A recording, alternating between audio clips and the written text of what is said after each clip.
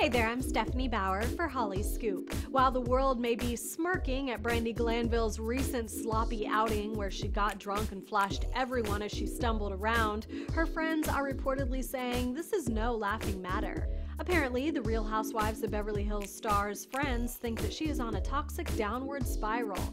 A source tells Radar Online, Brandi has a lot going on right now, and anyone close to her and really knows her well knows that the other night wasn't funny at all. We're all seriously concerned for her right now. It's bad. Something like that can't happen again.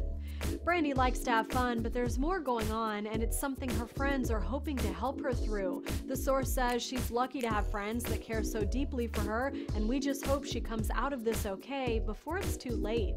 Another source says Brandi is an amazing mother and is hardworking with a successful career. They just don't want her small demons to take her down. Brandi has admitted her infamous night out was a bad idea, but hey, it's not like she murdered anyone. For more entertainment news, stick with hollyscoop.com.